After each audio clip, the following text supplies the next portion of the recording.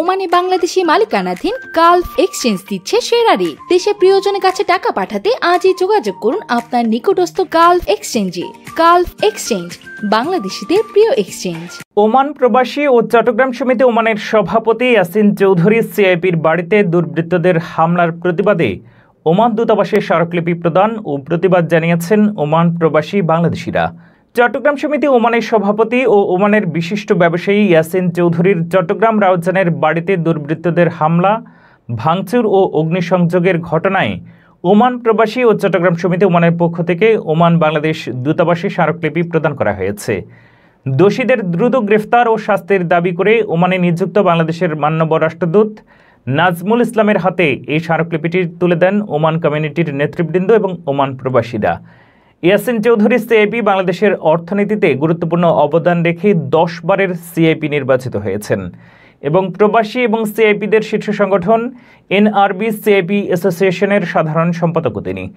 ওমানে বিভিন্ন সামাজিক ও জনসচেতনতামূলক কাজে অবদান রেখে মানবিক ইয়াসিন চৌধুরী নামে পরিচিত এমন ব্যক্তির বাড়িতে দুর্বৃত্তদের নেককারজনক হামলায় প্রবাসীদের মাঝে তৈরি হয়েছে শঙ্কা এবং দেশে অবস্থানরত প্রবাসী পরিবারের নিরাপত্তা নিয়েও উঠেছে প্রশ্ন। প্রবাসীদের জানমালের নিরাপত্তা বর্তমান তত্ত্বাবধায়ক সরকারের পরিবর্তে যিনি উপদেষ্টা প্রদান হয়েছে তার কাছে জোর আবেদন জানাচ্ছি, যদি আমাদেরকে নিরাপত্তা দিতে না পারে প্রবাসীরা বাংলাদেশে রেমিটেন্স পাঠানোর জন্য বিমুখ হয়ে যাবে। এর ভাষায় হামলা, ভাঙচুর, অগ্নিসংযোগ এটা কিন্তু খুবই নিন্দনীয়। গ্রামের বাড়িতে এটা খুবই নিন্দনীয়। আমরা নিন্দা জানাচ্ছি, এটার প্রতিবাদ জানাচ্ছি, দ্রুত বিচার চাই। ইয়াসিন ভাইয়ের বাড়ি ভাঙচুর করছে, আমরা এই জন্য আজকে আমরা মাননীয় রাষ্ট্রদূতের কাছে আসছি স্মারকলিপি দেওয়ার জন্য। তা আমরা চাই যেন এইরকম নেতার জন্য ঘটনা যে আর কোনো প্রবাসীর জন্য না ঘটে। আমি ধন্যবাদ জানাচ্ছি মাননীয় রাষ্ট্রদূত মহোদয় সহ দূতাবাসের সকল কর্মকর্তাদেরকে, সাথে সাথে কৃতজ্ঞতা জানাচ্ছি ওমান প্রবাসী কমিউনিটির বিশিষ্ট ব্যক্তিবর্গ আজকে এখানে উপস্থিত হয়ে যে আমার গ্রামের বাড়িতে যে ন্যাক্কারজনক ঘটনা ঘটেছে তার প্রতিবাদ জানানোর জন্য মাননীয় রাষ্ট্রদূত বরাবর তারা স্মারকলিপি প্রদান করেছে এবং তারা নিন্দা জানিয়েছে, তারা প্রতিবাদ জানিয়েছে।